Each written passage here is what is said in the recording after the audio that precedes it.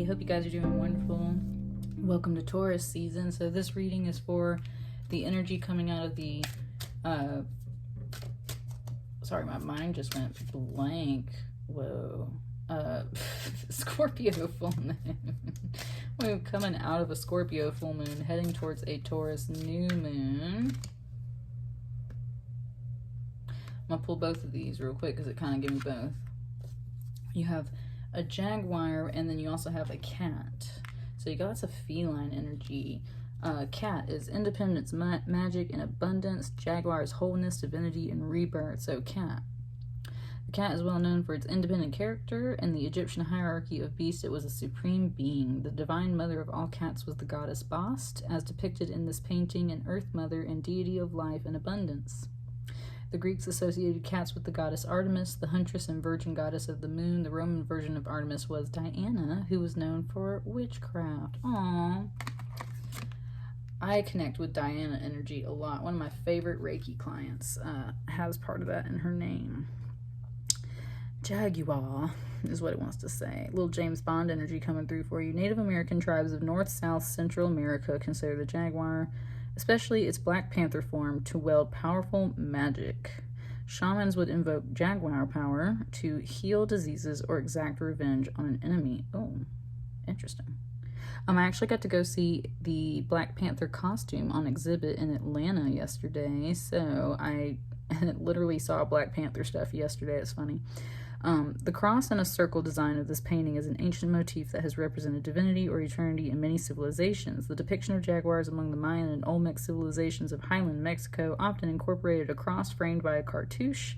This iconographic device was a symbol of sky, heaven, and divinity, so it's talking definitely about the circular frame there. The painting also shows a white human face appearing below the black jaguar, which suggests a polarity, a tension of opposites within the framed whole.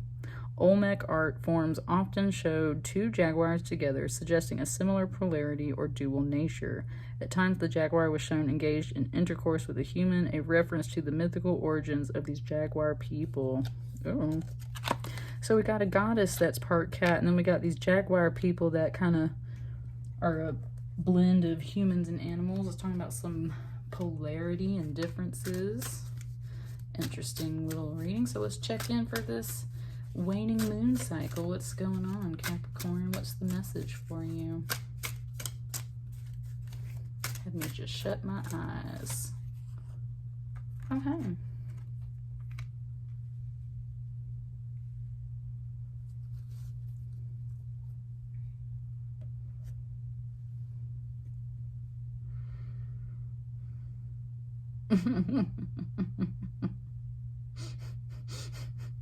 Wow. I love how I'm using an Egyptian deck, you guys. And this card right here, which I have no idea if this is actually accurate for Native Americans or not. But you know, in all the like Western movies, when you meet an Indian, they go, how, right? How. That was exactly what this did. It said how, which is a greeting. That's a greeting. This is a King of Wands greeting, but the word is how, which is, I'm sure spelled differently. So there was a how. There's a greeting, but the question is also how.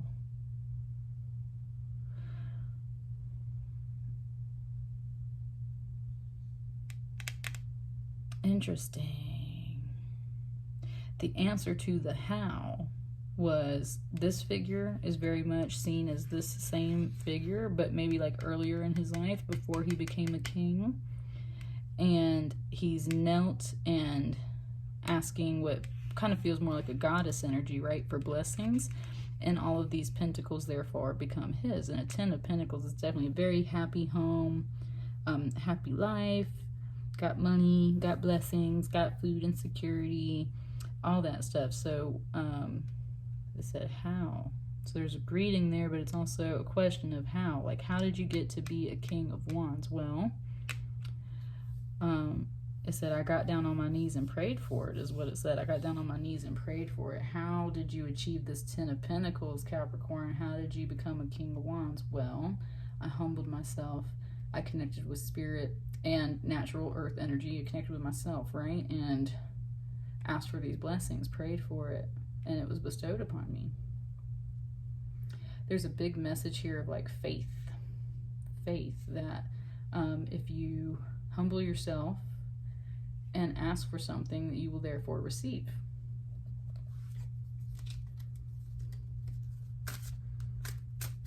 It's really pretty. I like that. It's a beautiful message.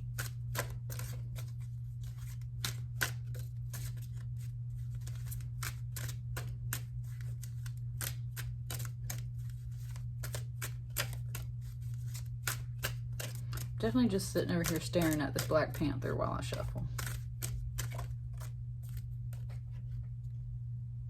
I think these are the ones.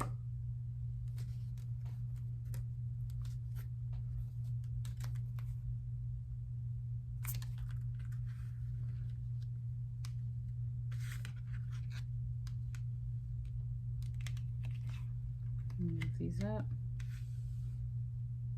Move this here.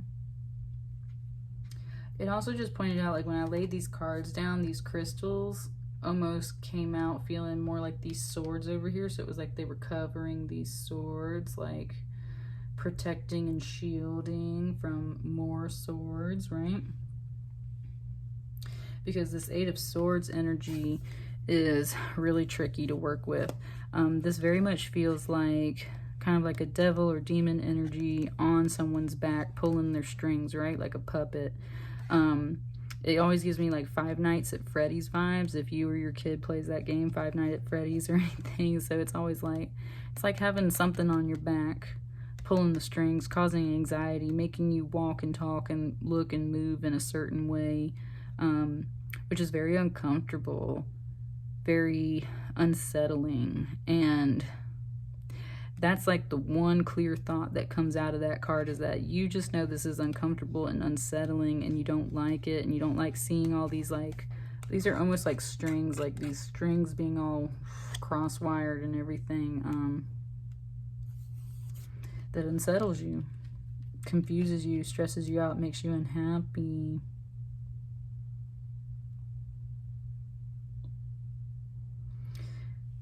And then at the same time, we have this Knave of Swords. And notice how this sword is upright too, along with this one. So this energy is kind of moving this way. This Knave of Swords has been out a lot for the readings I've done so far. So definitely some communications and messages coming through for like all, it said all parties, but it said like all of my readings right now. Like all folks are kind of getting some kind of communication or message, notices, things like that.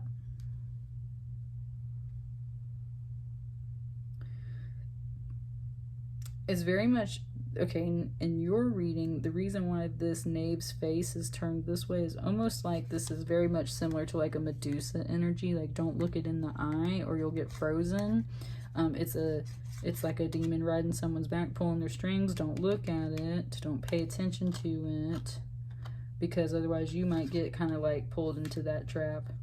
You have to keep that clear mind as part of the message coming through, and that's part of the communication. Like don't look at it, don't engage it. Very much like some Medusa energy, like you have to travel without fully looking at this.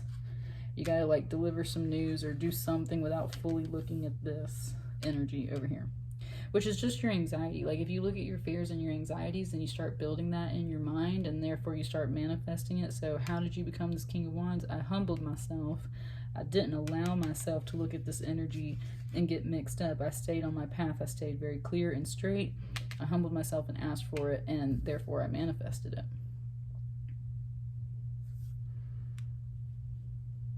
And this feels like a very swift cycle. Like literally you see this happen very swiftly and quickly. Like you were asking for this, you started dipping into this fear, you get some communication that's like, stay focused, don't focus on the negative stuff, right?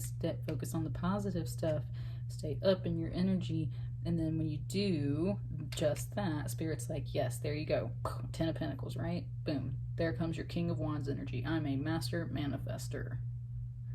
King of Wands is very magnetic, attracts a lot of things to themselves. Business entrepreneur, very generous in that respect, but also very commanding.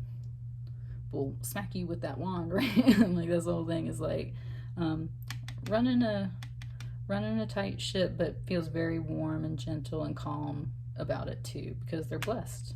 And they know how to keep achieving those blessings, because instead of allowing themselves to get petrified and thrown off by some fear and anxiety, they don't look at that. They stay focused on the sword, on the truth, on what they know. They stay focused on their path and the messages that they've got going on, and they keep moving forward onto their higher calling, which is this Judgment card. And I was just talking about this with someone today.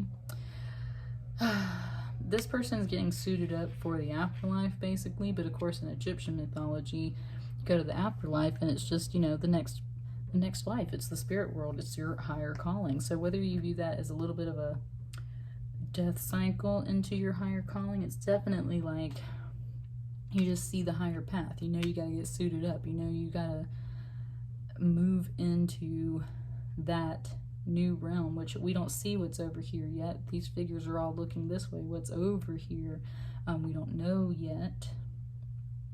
And that's where the fear and anxiety can kind of come into, right? There's two ways you can go. You can go down the lower path, which leads to fear and anxiety, or you can like stay up, keep your chin up, keep looking up, keep being humble but looking up, and allow spirit, allow the universe, allow others, allow yourself to get yourself set up for your higher path, your higher calling, which should be much better for you. Okay.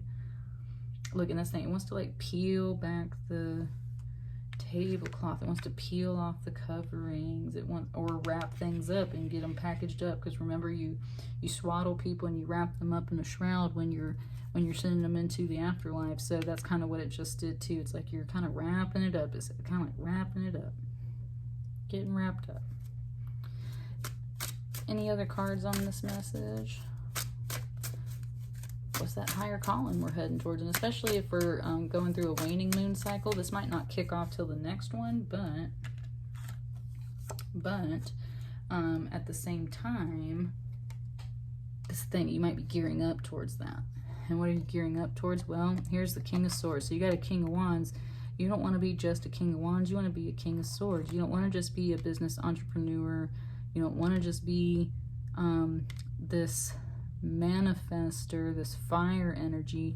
You want to be swift and decisive yourself. You want to be intelligent and wise. You want to know everything that needs to be known. You want to make smart decisions, communicate swiftly, clearly, cut things off that don't need to remain, let things go that don't need to stay.